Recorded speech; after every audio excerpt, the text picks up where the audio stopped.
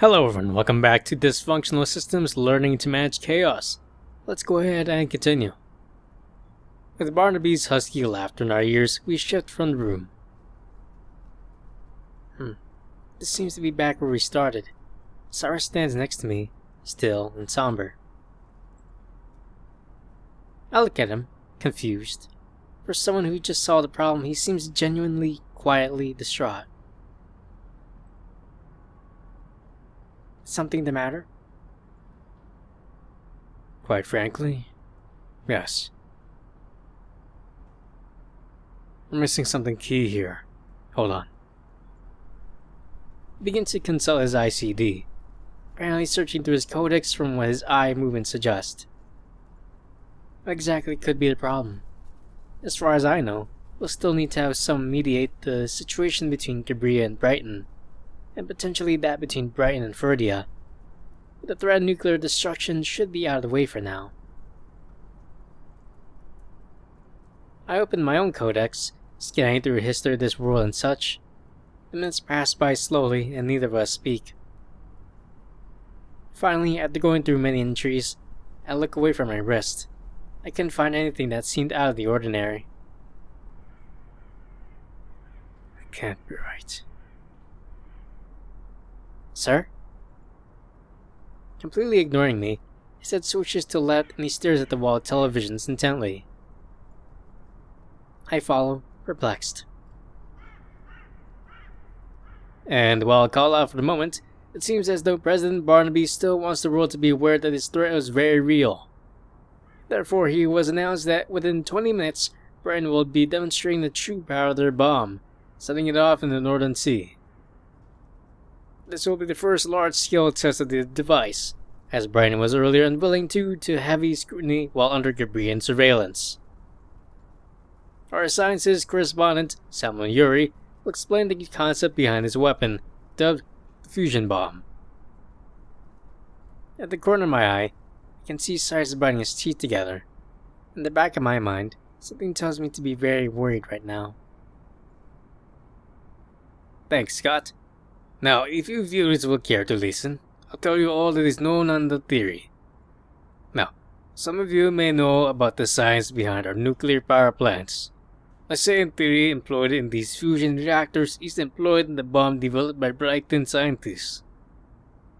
Similar to how stars are born, the bomb generates its destructive power through the fusion of atomic nuclei, creating atoms of an even larger mass. Firstly, at the center of the device, the bomb initializes by the extreme compression of the small space-filled gases and fuel. The ludicrously high temperature and flare pressure resulting then starts a powerful proton-proton chain reaction. This chain reaction is strong enough to fuse the atoms within, beginning the primary process for which this weapon gained its name, nuclear fusion. Nuclear fusion releases an immense amount of energy, destructive power thousands of magnitudes greater than conventional weapons. In fact, with enough reactant, the energy release could actually start off a genuine star. Of course, scientists realize that there isn't enough fuel on the entire planet to accomplish such a feat. But I'm blathering, I doubt you viewers even know what I'm talking about. Let's start by discussing atoms.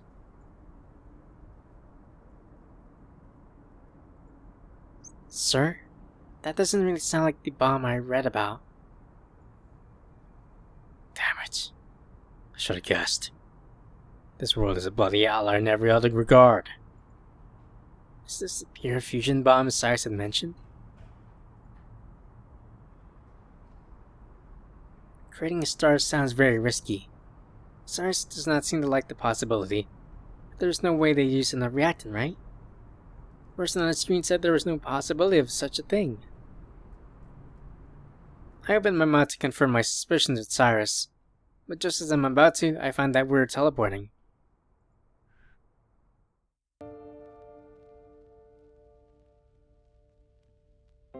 We're moved to the president's office in an instant before I'm even aware of why.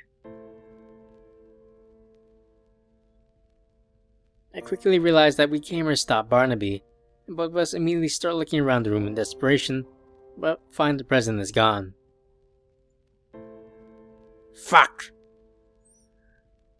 Stay here. I'm going to look for someone. Sir, wait! He rushes out of the room, leaving me here, alone, to worry. I look out the window, now intensely frightened. Getting the normally cool Cyrus into such a heat could only mean that something absolutely irrevocable is about to happen. In the first place, should we even have to worry? Surely their theories will hold up. Surely that is the case, right? I stand alone for several minutes, glancing fervently at my watch and growing more and more agitated as time crawls by. Cyrus returns after 15 minutes. There isn't anyone here. Just a damn receptionist who won't say anything. Sport, listen to me. The situation is nearly out of control. Do you have anything? He walks away from me and into a corner. Again, I look through my codex, hoping there's something that I missed earlier. Hoping they didn't use enough reactant. Hoping that I had nothing to worry about. In a few minutes, the horizon is aglow. It must have gone off. I stare into the brilliant hue, leading to anyone that it will end with only light. But with every passing second, it grows brighter. The glass sweats, and the room grows warmer. I stand still before the spectacle, thinking that maybe it isn't over yet. Maybe everything worked out. Cyrus is still somewhere in the room and yelling, though, so I think I must face a simple fact. I wanted nobody to die, and now maybe everyone will. Is it my fault? And why did I even think to suggest anything? But if I hadn't stopped Cyrus, then this would have happened anyway, right? It's not my fault then. I was just trying to save everyone. I just wanted to make a difference. It's not my fault at all.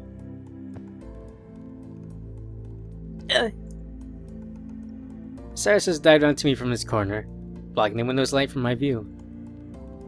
Is this it? Keep your head down! He covers my head and body with his arms and torso. We need to... A whooping, deeply bass sound resonates from the outdoors. Oh my god, I misread that. Deeply bass sound. The window has shattered. Sir? He slides off me and collapses, clutching his arm. Sight. I gasp at the side where he's gripping. Glass is stabbed through his coat, and blood leaks out from his sleeve. Also along his back there are shards, and his face is contorted viciously. On my knees I begin reaching out to him, but quickly pull back. It'd only make things worse to touch him. I look out of the window that is no longer there. It's not a beauty I care to know. No. Somewhere far away I hear Cyrus yelling. We just felt the wave, that's what. It's become self-sustaining. It's beyond the point of no return. The reaction won't stop until the whole atmosphere is gone. This world is dead, understand? It's over. I failed. Now get us out of here. Cyrus. Hurry, damn it! I can't believe this. We failed.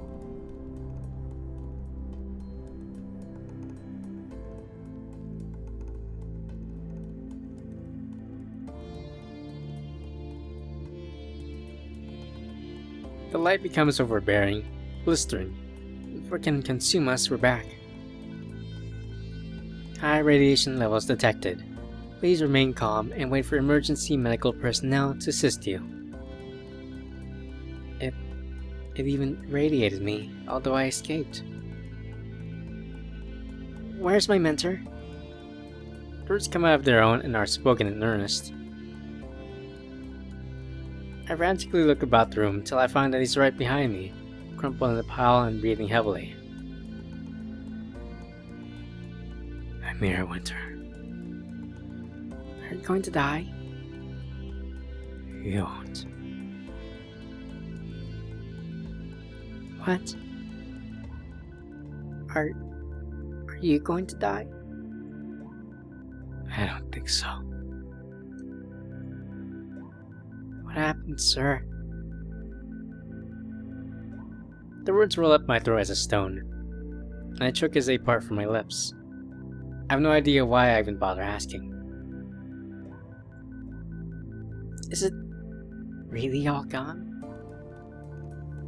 The world was killed. Brian had never tested their bomb. It seems they were compensated. A reaction that strong will use almost any of the lighter elements as fuel.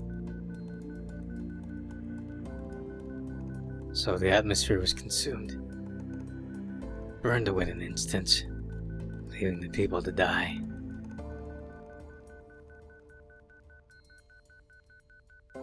The next and last thing he says is spoken while looking at me with bitterness and guilt in his eyes. I'm sorry. Pain and ache in his voice strikes through me and my heart thumps. I can't help but cry. I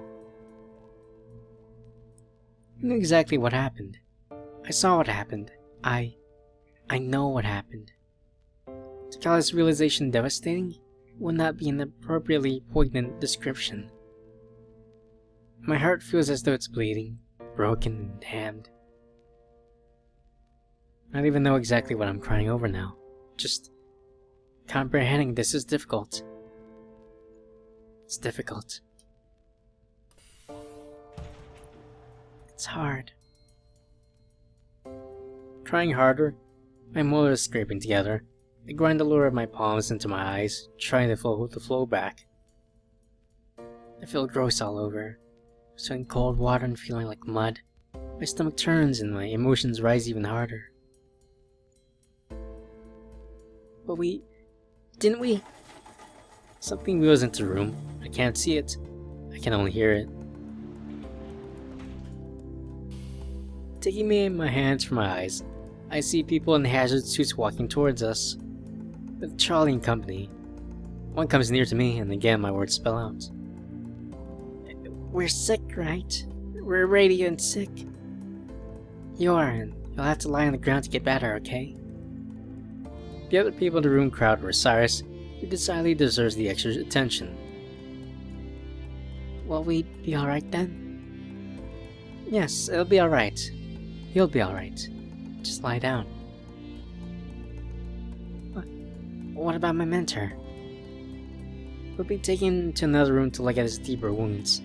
Now come on, you need to lie down. I do so, but fairly reluctantly.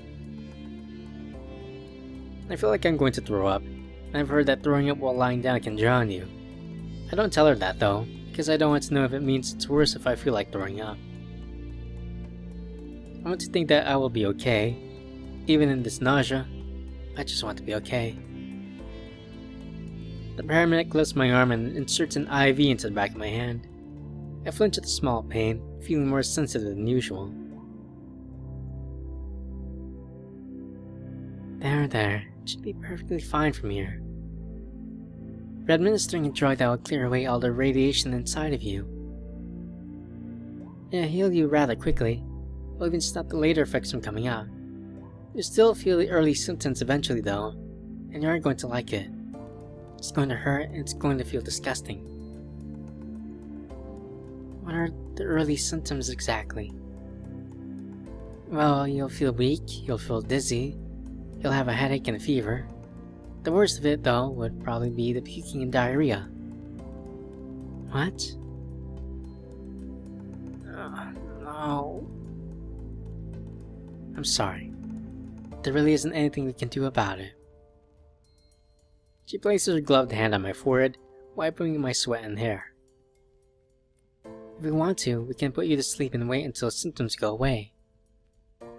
I shake my head slowly. I don't want to sleep. I'll probably have nightmares or something. Which was this? Your second shadowing? Everything went so wrong so quickly, and I didn't even know anything from the start. Blaming yourself, are you? I suggested it. Start crying again, raging, sadness, hatred at myself, and why? Because I don't take anything properly seriously. I was playing a game of words. I'm such an idiot. I told him to lunch. Why? Shh, stop talking about it, alright? I killed him. I saw it. It's like it's burned in me. Come on. You need to settle down. I shut up. I want to shut up. Talking puts vomit on my tongue anyway. Can I stay here for a while? Can you speak to me a little? Sure. You'll have to be here for a while anyway. I'll tell you about where I'm from, okay? She does so, telling me about the northwestern country where she grew up, the vast fields and sinking meadows, the sheep and dancing breeze. Being from the Centerlands, I don't know the rolling, verdant hills and grazing animals she speaks of. I know only lawns and trees, streets with people riding by, distant mountains, corner stores and small buildings, and sidewalks with many faces, all in such languishing. I mostly know my room though, dark and quiet and calming, familiar and safe. I'm really back, aren't I? Cyrus and I lived. I stopped thinking and let her speak softly, brushing me lightly and calming me down.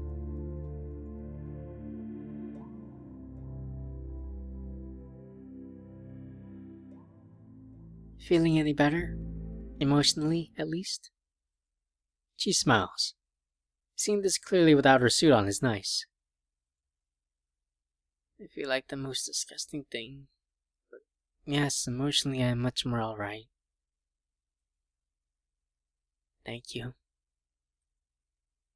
Don't mention it. Do you want to get up now, or do you want to keep hearing me run my mouth? I like your voice. Thank you. I'll get up. I want to throw up now. At this she jumps till and rises, helping me up quickly but carefully. I waver and would be most completely unsteady if not for her hand. Alright. Do you need to throw up now, or can you hold it at all?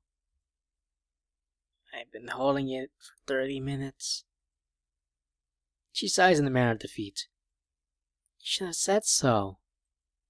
I can hold it a little longer. I can make it to my room. Are you sure?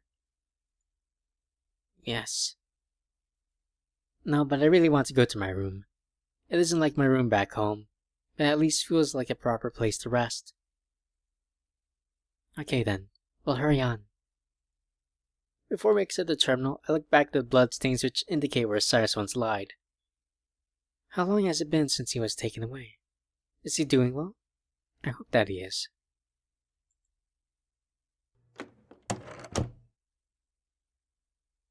My roommate is at her desk when we arrive, reading it seems.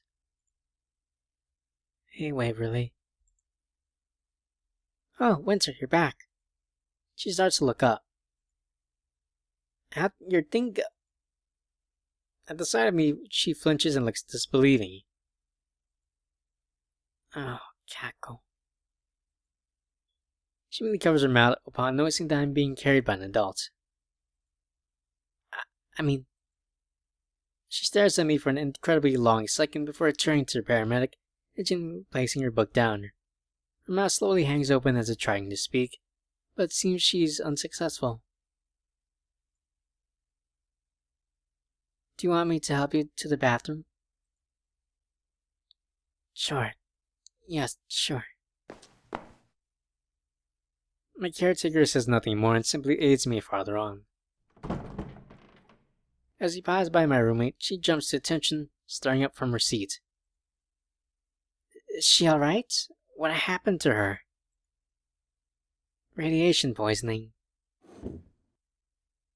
Ripley shrinks back down onto the chair. Don't worry, she's not irradiated anymore. The lady opens the bathroom door and sets me on the tiles before the toilet seat. Leaning against the doorframe, she looks back out at Waverly. She's got the sickness, though. Yes, I do. Flipping the lid up, I immediately vomit into the toilet. It's almost like it's for emphasis. What happened? It'd probably be better for her to tell you.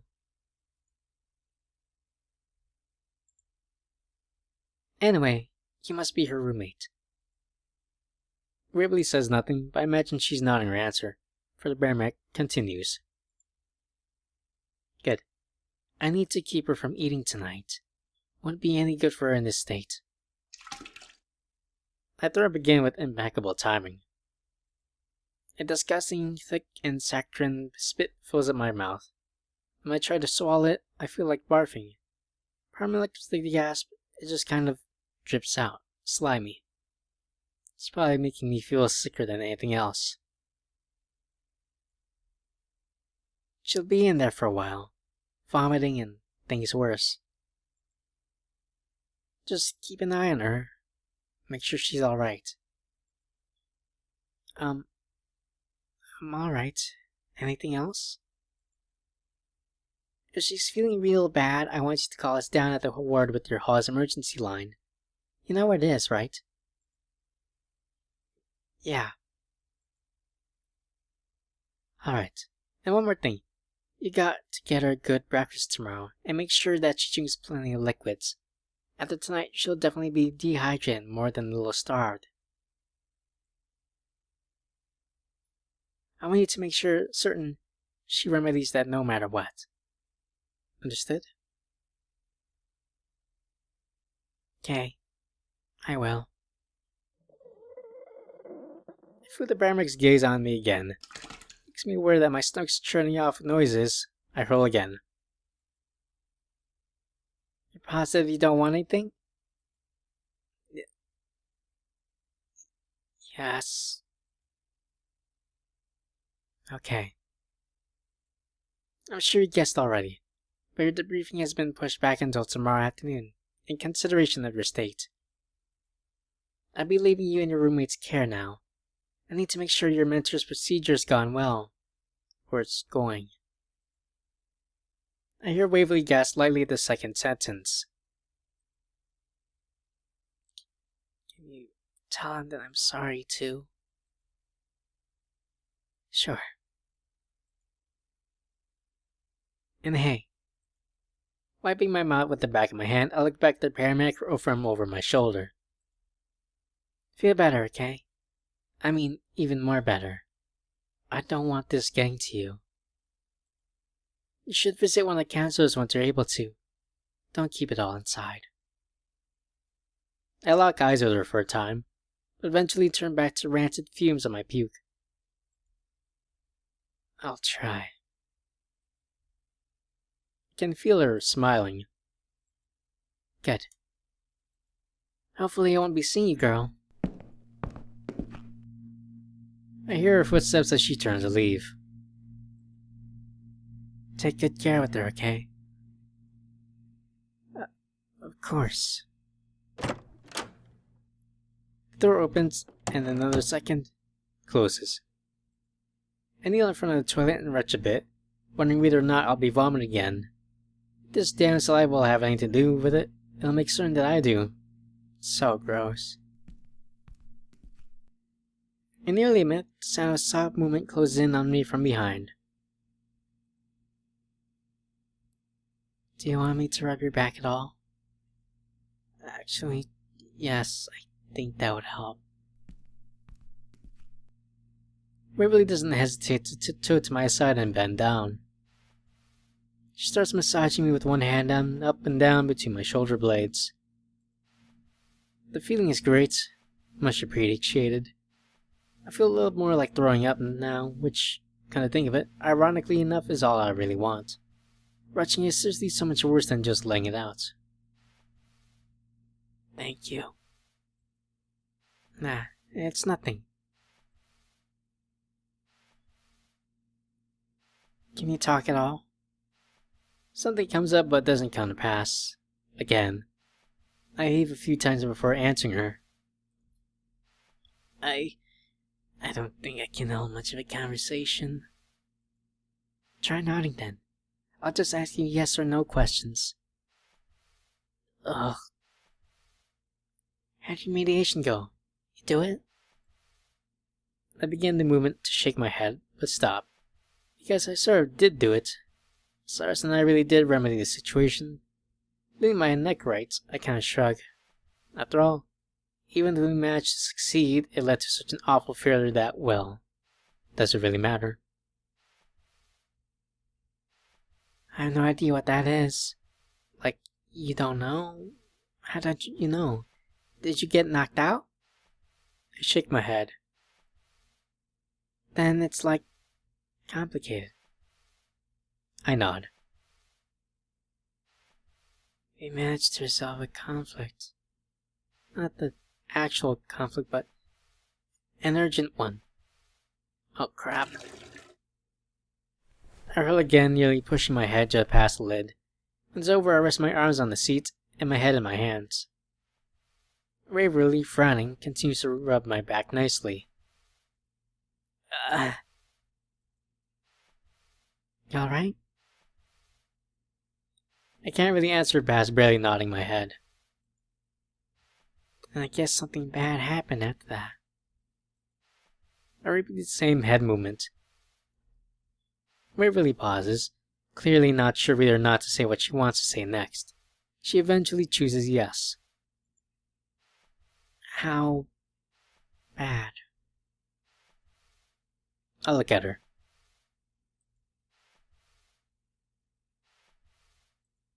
Somehow my silence and my gaze convey the message. For a moment, she stops massaging me and just looks in my eyes with a nearly empty expression. One of repressed sadness and of worry. Continuing her massage, she goes direct.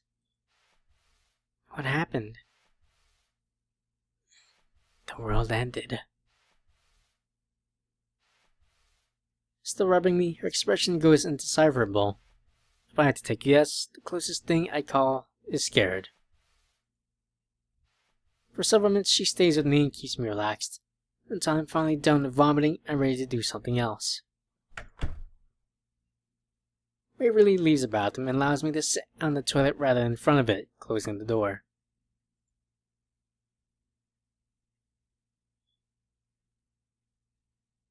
I don't know how long it's been. It finally seems to be over. After a brush of the teeth and a scrub of the skin, I feel as though I'm actually done. Not better, though.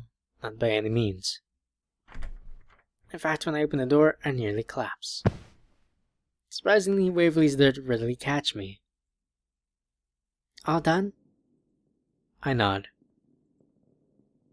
Want to go to bed now? Yeah. Then get walking. Dragging you across the room doesn't make me feel right. I can't really walk. Waverly frowns at my lack of answer and soon pulls me to my bedside. She then hoists me up and drops me on the mattress. You brought that on yourself. She looks at me sternly for a second before snickering. You're a wicked person. I can't believe this abuse. I run the strict ship. I'm like a fairy tale orphaner, the evil one that everyone hates. I really have no idea what you're talking about. I was actually reading some of our foreign libraries, and there's a lot of stories about orphan abuse. Why would you hate orphans? That's ridiculous. Yeah, that's rather evil. She smiles. Want to sleep now? Yeah, well, no, but I think I should. I feel like a pile of dirt. Alright, I'll turn out the light. I nod thanks. I look up at the ceiling as the room falls to darkness. I hear Waverly enter her bed with a squeak. Hey. Yeah? What happened to Cyrus? Wasn't he your mentor today? He saved me from an explosion of glass. The last time I saw him, he was irradiated and bleeding. Waverly lets out a breathy whistle. Man, how did all that even happen? I wish it was a long story, but it's not. It's very quick, actually. It happened all so fast. It's just that there are a lot of things to it. Got really hard. Turned a thing it wasn't supposed to be. I could have left, but I didn't. I wanted to do something myself. I sigh. I'll tell you more tomorrow morning at breakfast. How was your shadowing? Compared to yours, it already sounds boring. I think all of ours were supposed to be boring. Went to city and looked for a group of people who allegedly didn't exist. They did. We found them hiding in shadows. You went to a place with malleable physics? Ah, no. It was rigid. Some kind of science or something. Man, don't ask me how, because I've got no idea. None. Huh. We both fall silent but end up chatting again in a minute. I ask her about her classmates and whether or not they've any interesting stories from today. It's mostly dull though, and I find that amusing. For everyone else, this run of shadowing was as dull as the last. The fact, the most interesting story came from one of our year's promising students who didn't even have a shadowing this week. He's part of a group that does it while we're on break. It really is just funny. It's funny because it's kind of all just unpredictable. For some reason, unpredictability is such a silly thing to me. There's so much irony in that, considering today. Gracious, I must be totally losing it. That totally must be the case. The longer that I stay here, the stranger I'll become. Oh well.